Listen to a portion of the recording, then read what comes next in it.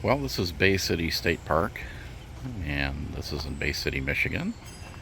Our site's pretty large. We have site 168, and you can see it's pretty big. I mean, it starts over here and it comes around and over there by these stakes really is where it ends. So, it's a pretty good sized site. Lots of trees, but we had to back pretty far in because the pedestal was way far back from the road. But and really, a lot of this park. This is a big site, but a lot of this park is pretty packed in here. So it really depends on the site you get. I mean, it's um, of course, the big draw is it's just right across the street from the lake. But it's an older park. The facilities are older. There isn't water at your sites, although this pedestal, this blue thing here is actually water, so people are coming up here and filling up jugs and whatnot. But that's just it's a jug filler, not to fill your tanks. Oh, and as I said, we had to park, we had to pull, way back in here so we could get even close to the pedestal. But even then, I had to use my extension because I still came up about, I don't know, 6 feet short or so. So it's a really weird site because you got all these trees here on the back, on the side, and on the other side. We kind of had to tuck in around these when we came in and backed in. And the reason that we had to do that is because fire pits were right there. So it was a little bit of finagling to get in here, but it's a nice protected site. I mean, I'm not going to get any solar power here today because this tree canopy. But I don't need it because I have shore power. For dinner on the first night there, we decided to just take a quick run up State Park Road to Castaways, which is formerly known as Captain Jake's, right on the Kawkawlin River. And we had a nice perch dinner, and my mother-in-law got this giant stromboli. So it's about 8:30 in the evening at Bay City State Park here, and this is the day use area, and it goes very, very far that way, probably half a mile almost, I bet. And here's one of the restroom shower house areas, and then there's like a little sort of splash pad park right here. And then, of course, what everybody comes here for. This is the Saginaw Bay, hence the name Bay City. And tonight, it's just a gorgeous night. And, there's a few people on the beach. You can see there's a parking lot over here. And then there's a big, long parking lot here. But it goes, like I said, goes on for like a half a mile, maybe a quarter mile. But well underutilized at this point of the evening, anyhow. And I will turn the camera back on when we get up to the lake so you can see the beach. And this beach goes on for quite a ways, probably a quarter mile that way. Well, and this is why everyone comes here. This is the Saginaw Bay, and if you can think of what a mitten looks like, over in that direction is what's in the Michigan is called the thumb. So that shoreline way over there is the east or the western shoreline of the thumb. And way over, not that, but way over there There's a few islands out in the middle, and obviously there's some boats and stuff still out here at night. It was a beautiful night to be in a boat. I mean, that's just flat, almost as glass. And then way over here on the east side is the west side of the mitten. So we're sort of in the crotch of the thumb here, and just a really nice night out here on Saginaw Bay.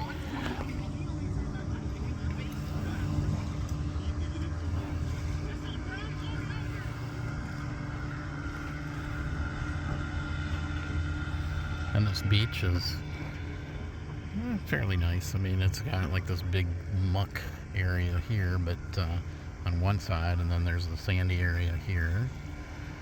And there's some really big boat way out there. I think it must be like a dinner cruise or something. Way over there. And then the beach, you know, for the state park here, continues down that way for quite some distance. Pretty nice areas. And then if you don't want to walk out here in the sand, they've got these little runners that go along the beach, and then a nice little boardwalk that goes up towards the parking lot. Here's one of the bathrooms and shower houses. It looks a little newer than the one sort of in the central part of the campground. There's like three sections to this campground that just kind of goes in one long continuous sort of interconnected path, and then each of the shower houses have this sort of roundabout around it. And you know, plenty of shade here. It's an older park, and while there are some nice large sites like ours, there's also ones like these here that are very shallow and kind of spread out, but shallow. So you know, really well treed. And then, you know, this back sort of perimeter loop has looks like a nice little forested area behind it. But then there's also some areas that are just super congested, and, you know, lots of cars and people with 4 or 5 or 6, you know, tents and whatnot on their lots. And then, you know, like there's nice big sites like this one here. That's a big, beautiful site on the corner.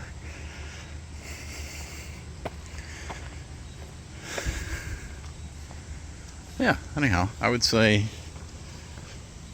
a lot like Metamora, except for there's grass and not as much mud, and the sites are twice as big in general. And I think, you know, a little bit more of a family-oriented park. So lots of people with kids and dogs, and you know, big family gatherings, etc. here. That's a good idea. And while most of the sites are, you know, grass or maybe a little gravelly or kind of muddy, you know, the ADA ones are nice big asphalt sites like this. They got a big pad and a big paved area, so you of course can have wheelchair access. It looks like there's a few of them right here, and at least 2 of them back to back here anyhow, right in the central loop, which is, you know, pretty much where across from where we are. We're at that blue truck over there. Anyhow, nice place for a walk. Lots of people, lots of kids on bikes, and this is definitely the less congested side of the park. Be the tree with the flag in it. Seems a little more congested on this side.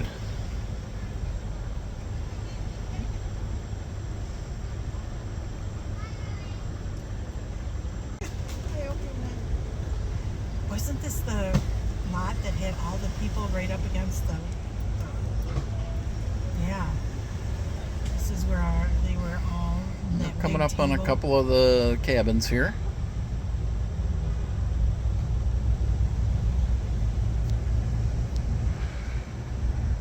Fairly tiny.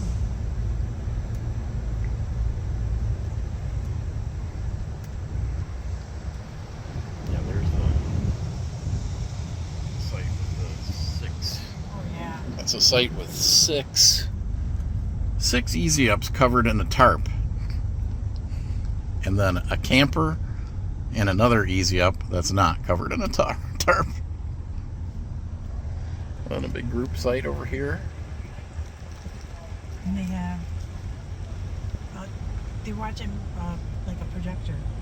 Well, this is something that's a bit of a surprise. I thought that I would bring this in case my son and daughter-in-law came to camp this evening, but they had some other things going on. So I brought this anyhow in case they needed a fan at night in their tent. But now we're just having it set up outside here on a, I don't know, what is it, 85 to 90 degrees today. And just sitting right next to us. And it's kind of a game changer. It really makes it nice and comfortable out here. This branch just out of the blue just fell out of the tree that we are right under here. Just on the opposite side of where we're parked. So that was interesting. Just heard a big crack and then a big thump. And there it is. Well, everybody's getting packed up on Sunday morning, and so the park is thinning out, and finally the heat is broken. It didn't rain like it was supposed to last night, which is great. Anyhow, I think as far as ratings go, I would give this maybe a 3 out of 5, 3.5 probably out of 5, just because you know, there aren't pads, there's not water at the site, there's you know, a lot of congestion in here, although our site was not very congested, and the, you know, the facilities are older, the restrooms and whatnot, but still it's nice. And if you want to have access to the big lake, it's pretty close, and you know, so you know, pretty good rating, 3.5 out of 5. But I would say in terms of our experiences this year so far, it's probably right after, like, Metamora was probably at the lowest, and then this one, and probably Lakeport, etc. So